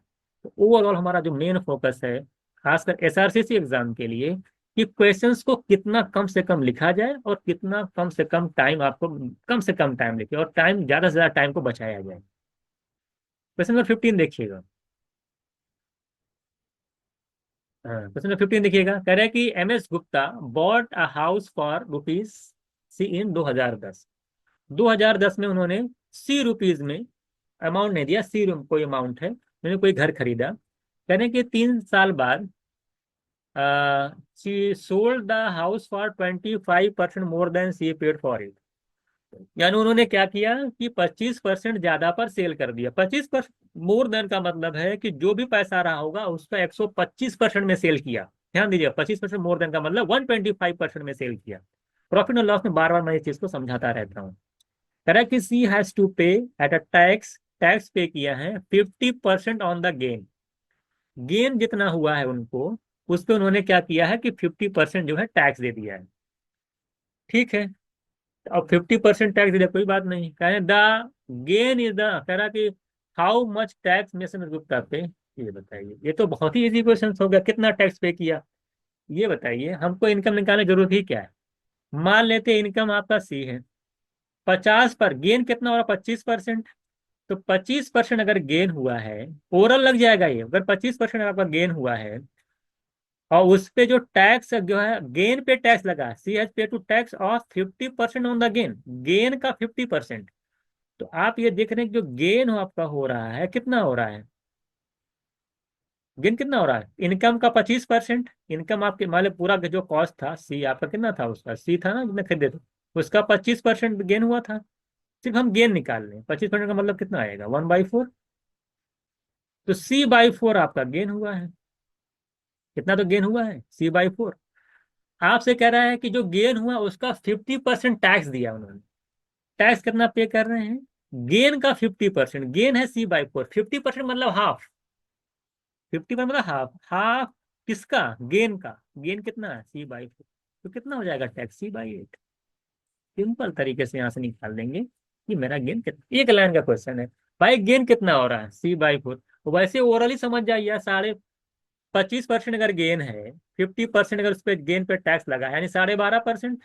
और 12.5% की वैल्यू, 25 का आधा कितना होता है, 12.5%। और 12.5% की वैल्यू, फ्रैक्शन वैल्यू आपको ओवरऑल नहीं पता है कितनी होती है, 1/8। यानी जो भी जितने में खरीदेंगे उतना का 1/8। 1/8 देख के आंसर कर देंगे। ये भी पेन फ्री क्वेश्चन है, पेन फ्री, कुछ नहीं करना है भाई। गेन कितना हो रहा है, इनकम का 25% गेन हो गया, गेन निकाला हूं, इनकम इन्हें कितने में सेल किया, सिर्फ गेन निकाला हूं। तो इनकम का 25% मतलब 1/4, C/4 गेन हो रहा है। इसका 50% माने इसका हाफ, क्योंकि मैंने हाफ 1/2 आपने टैक्स दिया है, यानी C/8 आंसर। कुछ नहीं करना है। क्वेश्चन नंबर 16 देखिएगा। क्वेश्चन नंबर 16 देखिएगा, ये आपसे क्या कह रहा है इसको देखिएगा। चलिए, कह रहा है कि 700 जो है 20, कह रहा है कि sweets are distributed equally among the children in such way that number of sweets received by each child is 20% of the total number of children. How many sweets did each child receive? देखिए, हमें ये नहीं पता है कि number of children कितने। तो अगर हमें नंबर ऑफ चिल्ड्रन नहीं पता है और हमें ये पता है कि जो हर जो चाइल्ड है उसको जो स्वीट्स मिल रही हैं वो नंबर ऑफ चिल्ड्रन का 20% मिल रही है, ये बताया। नंबर ऑफ चिल्ड्रन कितना नहीं, मैं नहीं पता। तो जरा बताइए कि her how many sweet did each child receive, कि हर एक बच्चे को कितनी स्वीट्स मिल रही है, आपको बताना है। तो सबसे पहले मैं ऑप्शन से बताता हूँ आपको। ऑप्शन मेथड से एक बार करिए, उसके बाद फिर मैं आपको वो डिटेल मेथड बताऊंगा कैसे किया जाता है। ऑप्शन मेथड से कैसे करेंगे, हम मान लेते हैं कि हर एक बच्चे को 12 स्वीट्स मिल रही हैं, और नंबर ऑफ चिल्ड्रन मैं मान लेता हूँ कितने हैं आपके, नंबर ऑफ चिल्ड्रन मान लेता हूँ मैं X है। तो क्वेश्चन में कंडीशन दे रखी है कि नंबर ऑफ चिल्ड्रन का फिर 20%, 20% मतलब 1/5। नंबर ऑफ चिल्ड्रन का 20% जो है हर एक बच्चे को स्वीट्स मिल रही है, और हर एक बच्चे को आपने एज्यूम कर लिया कि 12 स्वीट मिल रही है, यानी x इंटू 1/5 की वैल्यू 12 के बराबर में लिख सकता हूँ। ये 12 क्या, हर एक बच्चे को मिलने वाली स्वीट्स। अब क्वेश्चंस के अकॉर्डिंग ये जो नंबर ऑफ चिल्ड्रन का 20% ये वैल्यू होनी चाहिए। तो दिया क्वेश्चन के अंदर, यानी x/5 की वैल्यू 20 है। अगर मैं x की वैल्यू निकालता हूँ, नंबर ऑफ चिल्ड्रन अगर यहाँ से निकालता हूँ तो मेरा 60 आता है। अब मैं ऑप्शन को वेरीफाई कर लेता हूँ। अगर 60 बच्चे हैं और टोटल जो स्वीट्स मेरे पास है 720 है, तो हर एक बच्चे को कितनी स्वीट्स मिलेगी? आप जानते हैं टोटल नंबर ऑफ स्वीट्स अगर 720 है और हर एक बच्चा अगर अगर 60 बच्चे टोटल हैं, अगर मैं 60 से डिवाइड कर दूंगा तो मुझे निकल के ये पता चल जाएगा कि हर एक बच्चे को कितने स्वीट्स मिल रहे हैं। तो यहाँ से निकल जाएगा 12, और 12 में एज्यूम भी किया था, यानी वेरीफाई हो गया। क्या हो गया? वेरीफाई हो गया, यानी आंसर हो गया। पहला ही देखिए, एग्जामिनर ने क्वेश्चंस को वेरिफिकेशन से जो जो लगा था, तो एग्जामिनर ने ऑप्शन भी इस तरह से सेट किया कि पहले में ऑप्शन वेरीफाई हो गया। हमने मान लिया कि नंबर ऑफ चिल्ड्रन एक्स है, उसका 20% यानी उसका 1/5 वो होगा नम स्वीट्स, हर एक बच्चे को मिलने वाली स्वीट्स, जो कि हमने एज्यूम किया है 12। पहला ऑप्शन उठाया था, तो x/5 की वैल्यू 12 है, तो x की वैल्यू 60। अब मैं वेरीफाई कर लूंगा, 720 को 60 से डिवाइड कर 12 बार मेरा आंसर हो गया। तो ये आसानी से यहाँ से आप निकाल सकते हो। मुझे लगता है सबसे बेस्ट आपका यही है। बाकी आप अगर आप लगाना चाहते हैं तो उसको आप आसानी से लगा भी सकते हैं। तो अगर आप सॉल्व करते तो कैसे करते ये भी देख लीजिए, सेकेंड मेथड देख लीजिए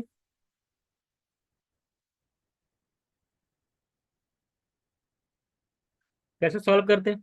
आपसे कह रहा है कि number of receive by child में 20%। देखिए 20% का मतलब होता है 1/5।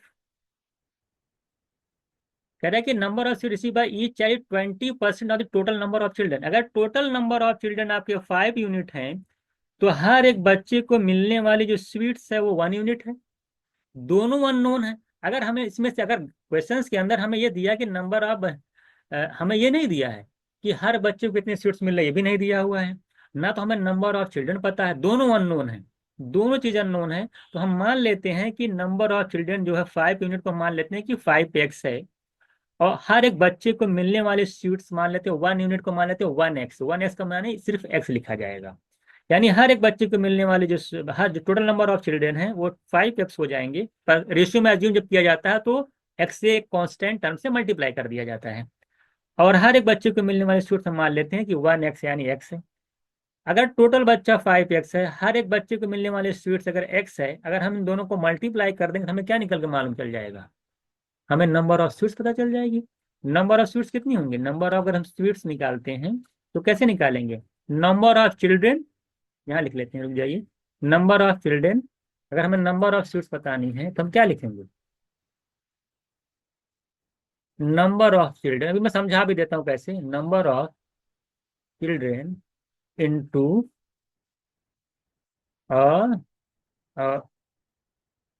Sweet receive by each child ना, 1 चाइल्ड। जितना आपको स्वीट्स हर एक बच्चे को मिल रही है उसको मल्टीप्लाई कर दीजिए, लिखा ना, sweets received by each child multiply कर दीजिए स्वीट्स। हालांकि वो उतना लगा दिया तो बहुत है, समझाने के लिए लगा रहा हूँ, received by each child. Multiply कर दें तो क्या आ जाएगा? देखिए 5x इंटू एक्स करें कितना आ जाएगा? 5x इंटू एक्स करेंगे तो 5x² आ जाएगा। ये नंबर ऑफ स्वीट्स, और नंबर ऑफ स्वीट्स दे रखी है कितना? 720। तो 5x² की वैल्यू 720 है। तो यहाँ से अगर मैं 5 से डिवाइड करता हूँ 144 आएगा। x² की 144, एक्स की वैल्यू कितनी आ जाएगी? 144 का स्क्वायर रूट निकालेंगे 12 आ जाएगी। तो 12 मेरा आंसर हो जाएगा। आप सॉल्व भी कर सकते हैं, यही हो जाता है। 5x² की वैल्यू कितनी हो जाती है? 720, 5 से काटते 144, 144, x² 144, एक्स की वैल्यू 12। बस 2 लाइन लिखना था, तो पूरा मैं समझाने के लिए लिखा। बस समझे कि यही होता है number of student, number of children into sweet receive by each child. हालांकि इसको ऑप्शन से करते तो ऑप्शन से कैसे करें मैंने भी आपको बता दिया है। तो दोनों मेथड मैंने आपको यहाँ पे समझाने की कोशिश की है। क्वेश्चन नंबर 17 देखिएगा। क्वेश्चन नंबर 17 कह रहा है, इन medical certificate by mistake a candidate gave his height 25% more then actual. More than actual यानी कि 25% ज्यादा बता दिया जितनी उसकी एक्चुअल हाइट होनी चाहिए थी। अब इंटरव्यू पैनल में गया थी, क्लेरिफाई की that his height was 5 foot 5 inch, उसकी हाइट जो थी 5.5 फुट थी, बताया उसने। अरे what is the percentage correction made by the candidate from his stated height to his actual height. अब बताइए, जो उन्होंने हाइट को दिया था और जो उनकी एक्चुअल हाइट है, अब उसमें उसने कितना परसेंट करेक्शन करना होगा। जैसे आप मान ले गए, आप जो कि कोई हाइट थी, आपने कहा कि आपने 25% ज्यादा हाइट बता दिया। मान लिया आपने गलती से सर्टिफिकेट में गलती होगी, 25% ज्यादा थी। अब जब आप वहां पे पैनल में गए तो आपको मान लिया हाइट तो गलत है, तो अब उसको कितना करेक्शन करना पड़ेगा अपने ओरिजिनल हाइट लाने के लिए। ये सारा क्वेश्चन अगर आपको दिमाग में आ रहा होगा, इंक्रीमेंट और डिक्रीमेंट के कॉन्सेप्ट पे है। और ये क्वेश्चन ओरली लगेगा, इसमें एक लाइन नहीं लिखना है। भाई हम कोई भी चीज मान ले, देखिए मैं पेन फ्री करता हूँ, मान लिया आपकी कोई चीज है 25 पर, आपने कोई चीज इनिशियल थी, उसको आपने, अभी मैं समझा देता हूँ, मान लो कोई आपका इनिशियल था, आपने उसको 25% बढ़ा दिया। कितना बढ़ा दिया, मान लो कोई भी लाइन है ना, 25% बढ़ा के फाइनल यहाँ पे चले आए। अब यहाँ से फाइनल अगर आप यहाँ है, या आपका इनिशियल है, तो फाइनल से इनिशियल जाने में जहाँ से अगर ये बढ़ करके गए हैं, तो वहां से कुछ ना कुछ डिक्रीमेंट करना होगा, तभी तो आप यहाँ पे आएंगे। इंक्रीमेंट और डिक्रीमेंट के कॉन्सेप्ट ये है कि 25% का इंक्रीमेंट कितने के डिक्रीमेंट के इक्वल होता है। अगर आप इसको जानते हैं तो आप डायरेक्ट आंसर कर देंगे 20%, और कुछ भी नहीं लिखना है। अब मैं समझाता हूँ कैसे निकलता है इंक्रीमेंट डिक्रीमेंट का कॉन्सेप्ट। जैसे आप इनिशियल हाइट कुछ भी थी, फाइनल हाइट 25% इंक्रीज कर देगी। 25% इंक्रीज का मतलब है कि 1/4 का इंक्रीमेंट है। 25% मतलब 1/4 का इंक्रीमेंट। अगर 1/4 का इंक्रीमेंट है, तो कितने का डिक्रीमेंट करेंगे हम इनिशियल पहुंच जाए। इसी में हम कहते हैं इसको ऐड कर दिया था, 1 को 4 में ऐड करेंगे तो कितना हो जाएगा 1/5। और 1/5 का डिक्रीमेंट का मतलब होता है 20%, मेरा आंसर हो जाएगा। यानी 25% का इंक्रीमेंट, हाइट वेट कहीं कुछ नहीं लगाना, बस 25% का इंक्रीमेंट है, तो कितने का डिक्रीमेंट करें कि इनिशियल कंडीशन में पहुंच जाए। परसेंटेज अगर आप पढ़े हैं, इंक्रीमेंट डिक्रीमेंट का कॉन्सेप्ट पढ़े हैं, तो आपको कुछ नहीं करना है कि 25% का इंक्रीमेंट 20% के डिक्रीमेंट के इक्वल होता है। आप ऐसे भी रेशियो, अब नहीं समझ में, रेशियो मेथड देखो, मैं हर एक चीज क्लियर कर दूंगा। रेशियो मेथड आप देखिए क्या होता है। मान लिया आपकी हाइट 100 थी, कितनी हो गई पर 125, आपने 25% बढ़ा दिया। परसेंटेज में पूछा है, अब आसान, अब ये इसका कोई मतलब भी नहीं 5 फीट 5 इंच का। 125 से अगर आपको 100 जाना है, कितना परसेंट कम करना होगा। आपने, आप देख लीजिए कितना परसेंट करना होगा। भाई 125 से अगर 100 जाएंगे कितना कम होगा, 25 कम करना होगा। कितनी है आपकी 125, कितना परसेंट कम करना होगा, 125/125 करेंगे, 1/5 कम करना होगा, यानी 20% कम करना होगा। आप खुद सोचो ना, 125 का 20% कम करो, क्या करोगे, 125 का 1/5 कम करो, यानी 25 कम करोगे, तभी तो 100 पे पहुंचोगे। कहने का मतलब ये डिटेल में बता दिया मैंने आपको, 100 था 125 हो गया, तो 125 से अगर 100 पे जाएंगे तो 25 कम करेंगे, है कितनी 125, परसेंटेज में कितना 20%। वेरीफाई कर लो भाई, 125 का 20% कितना होता है, 25 होता है। 25 कम कर दो 125 में से, 100 नहीं आ जाओगे।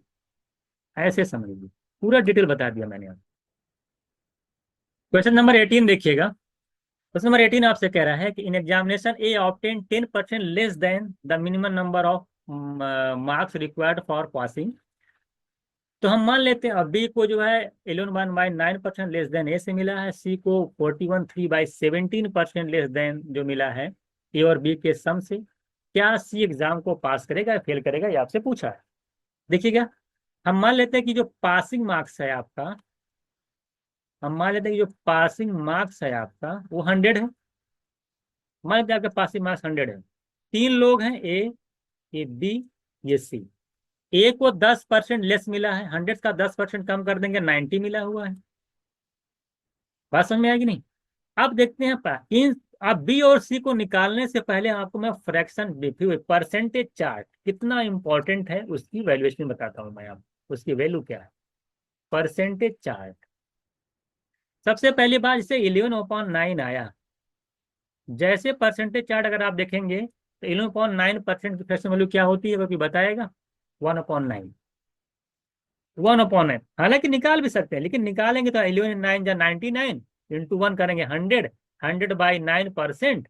100/9% का मतलब 100 से डिवाइड करेंगे, 100 कटेगा, 1/9 आएगा।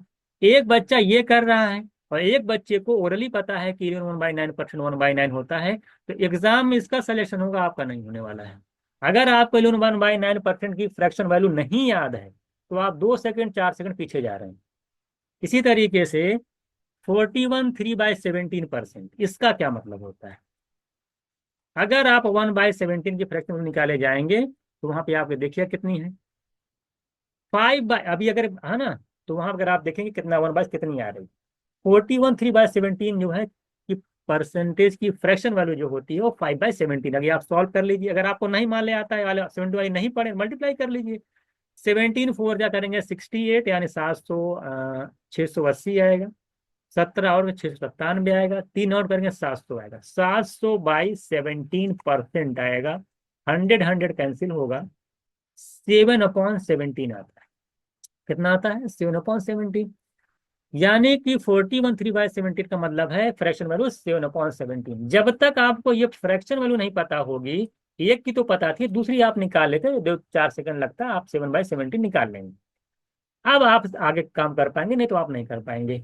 अगला पूछ, अगली लाइन क्या कह रहा है कि बी ऑप्टेन 11/9% लेस देन ए 1/1। देखिए ये परसेंट का मतलब क्या, 1/9 लेस है, तो 90 का 1/9 कम करेंगे तो कितना आएगा? 90 को 1/9 कम करिए, 10 कम करेंगे। 90 को 1/9 में 10 कम करेंगे, 10 कम करेंगे, यानी इसका मार्क्स कितना आ जाएगा? 80 आ जाएगा। ये तो है 1/9, 11/9% का मतलब 1/9 लेस है, यानी 10 लेस है, 10 लेस का मतलब 80 मार्क्स है। सी को जो मिला हुआ है, कह रहा क्वेश्चन के अंदर, सी को जो मिला हुआ है 41/3/17% लेस देन ए और बी। ए और बी को कितना जोड़ी, तो ए और बी को मिला हुआ कितना टोटल से 170। 90 और 80 ऐड करेंगे तो 170 आएगा। 170 से कितना कम कह रहा है? 7/17 कम। ये ना इतना परसेंट, इतना परसेंट फ्रैक्शन 7/17। 7/17 अगर यहाँ पे निकालते हैं 7/17, तो 17 10 जा और 10 7 जा, कितना आ जाएगा?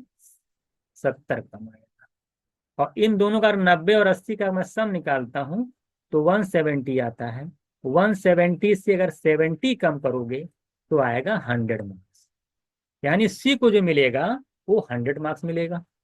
तो जाहिर सी बात है पासिंग मार्क्स भी 100 है, सी को मिल भी रहा है 100%, 100 मार्क्स, यानी सी जो है एग्जाम को पास कर जाएगा। तो ये आपका आंसर हो जाएगा ऑप्शन ए। बहुत इजी क्वेश्चन था। ए को निकाल लिए, बी को निकाल लिए, सी को, ए और बी का 7/17 जो निकालेंगे, 7/17 निकाल के कम कर दीजिएगा तो आप जाएगा 70 आएगा, और कम कर देंगे 170 में से उतना माइनस कर दीजिएगा तो आपका सी का मार्क्स निकलेगा। और फिर चेक कर लीजिए पास हो रहा है कि फेल हो रहा है, तो पता चला वो सी जो है 100 पा रहा है, और पासिंग मार्क्स भी 100 है, यानी वो पास हो रहा है।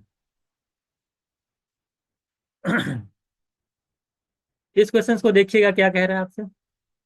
Report consist of 20 sheets, each of 55 lines, और हर एक लाइन में 65 कैरेक्टर हैं। रिपोर्ट को क्या किया आपने, 20 शीट थी, आपने रिपोर्ट को रिड्यूस कर दिया। जब रिपोर्ट को रिड्यूस करेंगे, कम कर देंगे, तो जाहिर सी बात है लाइन आपको इंक्रीज करनी पड़ेगी। आपने 65 लाइन में लाइन बढ़ा दी, और हर एक लाइन में जो कैरेक्टर है वो 70 कैरेक्टर कर दिया, जिससे आपकी शीट पतली हो गई, कम शीट लगेगी। The percentage reduction the number of, तो बोला है कि अब जो कितना परसेंट आपने रिड्यूस किया, पहले कितनी शीट लग रही थी, फाइनली अब कितनी शीट लगेगी ये निकाल लीजिए, और फिर देख लीजिए कितना परसेंट आपने कम किया है। नंबर ऑफ सीट आप देखिए कि अगर 20 शीट्स है और हर एक शीट में 55 लाइन है, और हर है ना इस 50 हर एक जो है लाइन में 65 कैरेक्टर्स है, ये कुल मिला के टोटल नंबर ऑफ कैरेक्टर्स निकल के चले आएंगे आखिरकार है कितना। शीट को रिड्यूस कर दिया, इसका मतलब है नंबर ऑफ कैरेक्टर चेंज हो गया, नंबर जितने कैरेक्टर्स है उसमें है इतने इतने इसमें भी है। हालांकि शीट कम भले हो गई, लेकिन कैरेक्टर उसके अंदर उतना ही तो रहेंगे। हम मान लेते हैं कि अब जो रिडक्शन के बाद नंबर ऑफ कैरेक्टर मान लेते हैं एक्स है, और चूंकि सॉरी रिडक्शन मान लेते कि शीट को आपने एक्स कर दिया रिड्यूस करके, और लाइन कितनी है आपकी 65 लाइन है, और आपने कैरेक्टर कितना हर एक लाइन में 70 कर दिया फाइनली। किसी को अगर आप सॉल्व करेंगे, देख लीजिए 65 से 65 सीधे चला जाएगा, 0 से 0 चला जाएगा, है ना, और 55 टू जा करेंगे 110 आएगा, और पवन यहाँ पे 7 आएगा, एक्स की वैल्यू यहाँ से निकाल लीजिएगा, 7 1 जा 7 4, 40 आएगा, 7 5 जा 35। यहाँ भी देखिए एग्जैक्ट आंसर नहीं आ रहा है। और कितना देखिए, लगभग हम्म, सात सात सात, 4 35, 7 4 40 35, 15.7 मांगा, क्रॉस लेंगे 16 ले लेंगे, क्या ले लेंगे हम लोग 16 के करीब में। हमारी जो शीट नंबर ऑफ शीट निकल के आ रही है 16 आ गई। पहले कितनी थी, 20 शीट्स थी। अब कितनी हो गई हमारी, 16 हो गई। कितना परसेंट इंक्रीमेंट हो गया, निकल नहीं जाएगा। सॉरी, कितने परसेंट डिक्रीज कर गया, 20 सीट से अगर 16 हो, 4 का डिक्रीमेंट है ना। तो reduction in the number of seat कितना निकाल लीजिए। तो 4 का डिक्रीमेंट है, कितना थी 20, तो 4/20 करेंगे, 1/5 आएगा, यानी 20% मेरा आंसर आ जाएगा। तो बहुत ही आसान था। तो नंबर ऑफ सीट निकाल लीजिए, और 20 से 16, अगर मान लो कोई चीज 20 है, 16 हो गई, कितना डिक्रीज कर गई, 4 डिक्रीज कर गई, थी कितनी 20, 4/20 करेंगे, तो 20% मेरा आंसर आ जाएगा। ये भी इजी क्वेश्चन था, इसको आसानी से आप लगा सकते थे। क्वेश्चन नंबर 20 देखिएगा। क्वेश्चन नंबर 20 में कह रहा है कि 15% of the people eligible to vote are between 18 and 15 years of age in an election. 75% of those eligible to vote who are between 18 to 25 actually voted. In that election, the number of persons between 18 and 25 who actually voted was what percent of those eligible to vote? हम मान लेते हैं कि total जो है 100 unit है, 100 लोग ऐसे हैं, यूनिट है, ऐसे पर्सन हैं जो कि वोट के लिए एलिजिबल हैं। अब इतने लोग 100 में एलिजिबल हैं, उस एलिजिबल में से कह रहा है कि 15% ऐसे वोटर हैं जिन जो कि वोट के लिए एलिजिबल हैं, और उनकी एज कितनी है, 18 से 25%, 18 से 25 ईयर्स। तो यानी 15 यूनिट ऐसे लोग हैं जो वोट के लिए एलिजिबल हैं, और उनकी एज जो है 18 से 25 साल के बीच है। अब इलेक्शन होता है, इलेक्शन में कह रहा है कि 75% of those eligible to vote who are between 18 and 25 actually voted. इतने टोटल पर्सन ऐसे थे जिनकी एज 18 से 25 साल की थी, 15 यूनिट ऐसे लोग हैं जो कि वोट देने के लिए एलिजिबल हैं। लेकिन इसमें से जो एलिजिबल थे 18 से 25 साल वाले, वो 75% पर्सन लोगों ने ही वोट को दिया है, एक्चुअल में वोट को कास्ट किया है।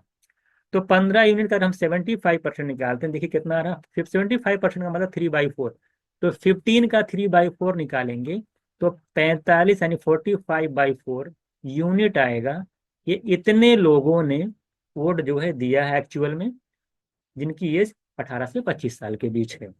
आपसे पूछा है कि क्वेश्चन में पूछ रहा है, in that election the number of person between 18 and 25 who actually voted was what percent of those eligible to vote. जितने लोग एलिजिबल थे वोट के लिए, उसका कितना परसेंट लोगों ने वोट को दिया है, जो कि एक्चुअल में वोट को कास्ट किया, ये बताइए। निकल नहीं जाएगा भाई, एक्चुअल में वोट कितना कास्ट किया है, 25, अगर 20 साल, 18 से 25 साल की बात की जाए, 45/4। किसका परसेंट निकालना है, जितना टोटल एलिजिबल थे 100, उसका कितना परसेंट नीचे आएगा। परसेंट निकालने के लिए 100 से मल्टीप्लाई करेंगे, ये 100 कट जाएगा, 40/5/4 करेंगे, 11.25% मेरा आंसर आ जाएगा। तो एक लाइन का क्वेश्चन था, हल्का सा बेसिक कॉन्सेप्ट था इसमें, और कुछ था नहीं, है ना। भाई 100 थे, 15% लोग जो है एलिजिबल थे 18 से 25 साल वोट देने के लिए, उसमें से 75% दिए। तो जितना दिए वो टोटल का कितना परसेंट है, तो निकालना। 45/4 दिए टोटल का, यानी 100 का कितना परसेंट निकाल लीजिए, 100 से डिवाइड करिए, 100 से मल्टीप्लाई करके परसेंटेज निकाल लीजिए। 100 से डिवाइड करिए, 100 से मल्टीप्लाई करके परसेंटेज निकाल लीजिए। तो 45/4 डिवाइड करेंगे, 100 नीचे आएगा, 100 से मल्टीप्लाई कर देंगे, 100 कैंसिल हो जाएगा, 10.25% मेरा आंसर आ जाएगा। क्वेश्चन नंबर आप देखिएगा 21। कह out of the total production of iron from hematite, hematite एक और होता है, कह रहा है an ore of iron 20% of the ores are get wasted. 20% क्या कर गया, अब जो है आयरन जो है वेस्ट हो गया। कोई बात नहीं, अगर 20% आयरन वेस्ट हो जाए, 80% आपका बचेगा। भाई मान लेते हैं हमारे पास टोटल 100% था, तो 20% अगर वेस्ट कर गया है, तो जाहिर सी बात 80% हमारे पास बचा। कह रहा है कि out of remaining iron only 25% is pure iron. अब 80% में से सिर्फ 25% प्योर आयरन है। प्योर आयरन कितना, जरा बताइए।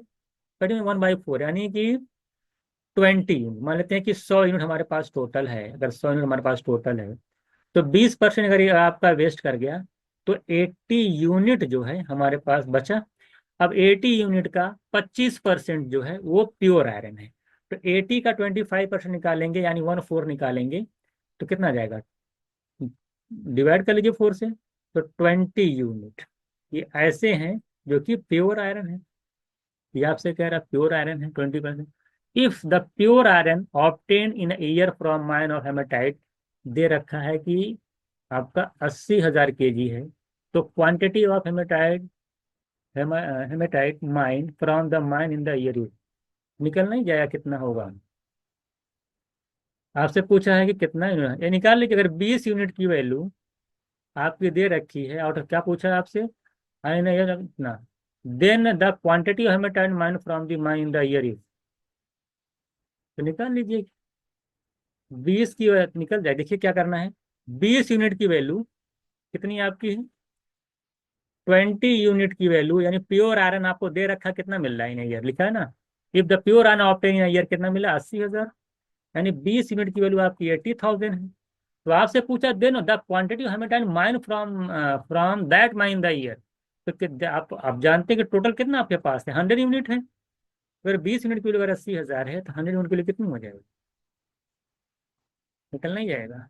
यानी 4 के बाद जीरो आएगा तो आपको जीरो काउंट नहीं करना, डायरेक्ट निकाल लेना। अगर यहाँ से 1 यूनिट की वैल्यू निकालेंगे तो जीरो जीरो कैंसिल होगा, तो 4,000 आएगा। 4,000 में अगर आप मल्टीप्लाई कर दीजिएगा, इसको आप सॉल्व कर लीजिएगा, ठीक है।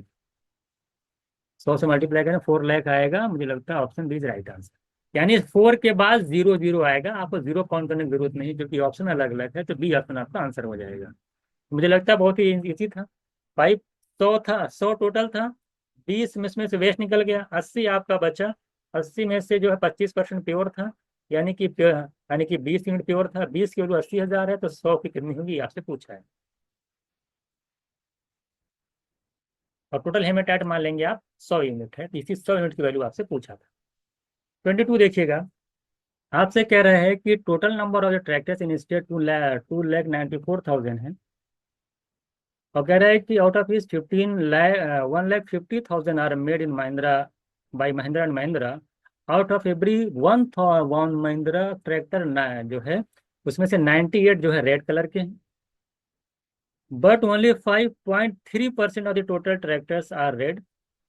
Find the percentage of the non Mahindra tractor that are red, ये आपसे पूछा है। यानी कि अगर हम बात करें, इसको मैं अगर एलिगेशन से लगाऊं, सबसे इजी मेथड है, आप एलिगेशन से लग जाएगा ये। अगर महिंद्रा एंड महिंद्रा कंपनी की बात की जाए, अगर 1,000 में से अगर 98 ट्रैक्टर्स रेड हैं तो कितने परसेंट रेड कलर के हैं जरा बताइए। 100 से मल्टीप्लाई करके अगर मैंने परसेंटेज निकालता हूँ तो 9.8% के करीब में आपका रेड कलर का आएगा। ये महिंद्रा एंड महिंद्रा। नॉन महिंद्रा का हमें नहीं पता कितना आएगा, ओवरऑल हमें पता 5.3% है। अगर हम बात करें नंबर्स की, ये 1.5 लाख है और ये आपका 1,44,000 है, ये आपसे दिया हुआ है। अगर यहाँ से नंबर में रेशियो निकालता हूँ तो अगर आप देख ले रहे हैं तो 150 कितना देख लीजिए,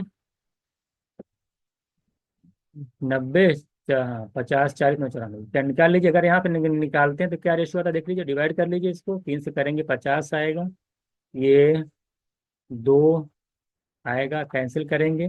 25:24 का आपका रेशियो आता है। अगर आप रेशियो निकालेंगे क्वांटिटी का तो 25 और 24 का रेशियो आएगा।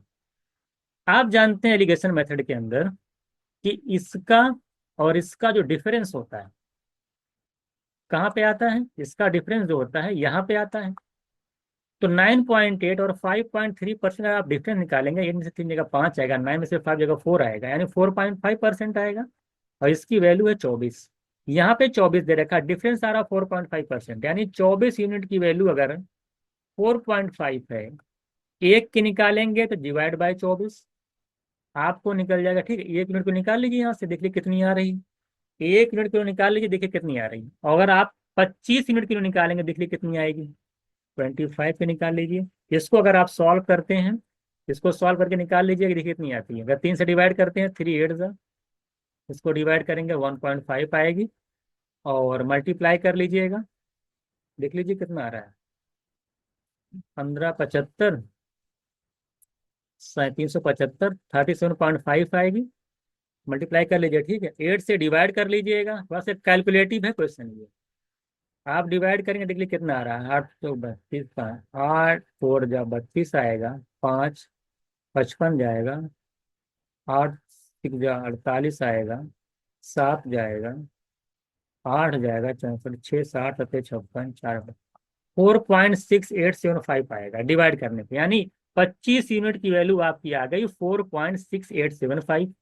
आप जानते हैं कि ये वैल्यू एवरेज से ज्यादा है तो ये वाली वैल्यू एवरेज से कम होगी, ये वैल्यू एवरेज से ज्यादा तो ये वाली एवरेज से कम होगी। कम कर दीजिए, तो 5.300 कर लेता हूं मैं, और इसमें से माइनस कर दीजिए 4.6875। अब ये नहीं कि बैठ के आप माइनस करें, 10 में देखिए यहाँ 0 पॉइंट समथिंग आएगा, ऑप्शन है राइट आंसर। आपको माइनस करने की जरूरत नहीं है, आप डायरेक्ट समझ जाइए। 10 में से 5 जाएगा 5, 9 में से 7 जाएगा 2, 9 में से 8 जाएगा 1, 2 में से 12 में से 6 जाएगा 6, यहाँ पे 0.06125 मेरा आंसर हो जाएगा। तो आप एलिगेशन मेथड से इसको लगाएंगे तो बहुत ही इजी पड़ेगा, थोड़ी सी कैलकुलेशन आपको यहाँ पे करनी पड़ेगी। हालांकि अप्रोक्सीमेशन यहाँ पे समझ में आ जा रहा था कि आप आंसर जो मेरा आएगा वो पॉइंट में आएगा।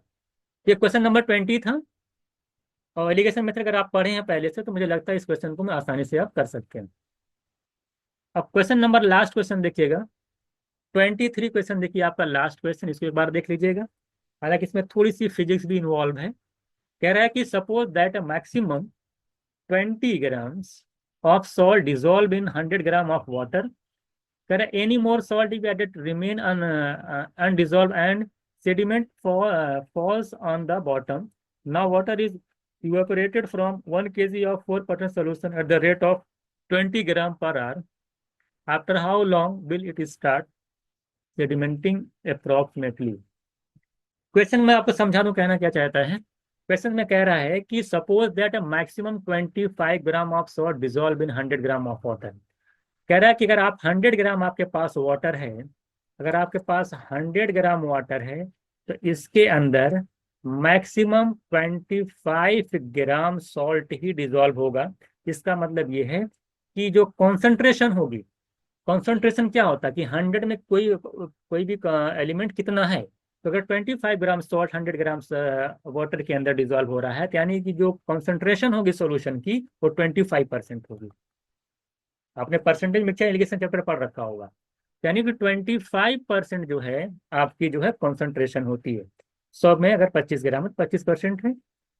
कहने का मतलब यानी कि किसी भी सॉल्यूशन के अंदर यही कंडीशन है कि भाई 100 यानी 25% वाला अगर सॉल्यूशन है तो उससे ज्यादा यानी 100 ग्राम में 25 ग्राम से के बाद अगर आप 1 ग्राम और इसमें सॉल्ट डाल देंगे तो वो सॉल्ट डिजोल्व नहीं होगा और नीचे कहीं आकर बैठ जाएगा। उसे बोलते हैं सेडिमेंट, बोला ना सेडिमेंट, उसका क्या है वहां पे जाकर के बैठ जाएगा और डिजोल्व नहीं होने वाला है। ये आपसे क्वेश्चन में कहा है।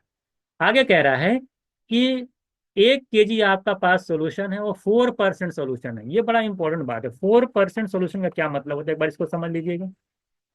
4% सोल्यूशन का मतलब है कि अगर आपके पास 100 ग्राम वाटर है उसमें 4 ग्राम आपका सॉल्ट है, इसे बोलते हैं 4%। 25% मतलब क्या हुआ था, 100 ग्राम में 25 ग्राम था, तो 4% सोल्यूशन का मतलब होता है कि 100 ग्राम में 4 ग्राम सोल्यूशन है।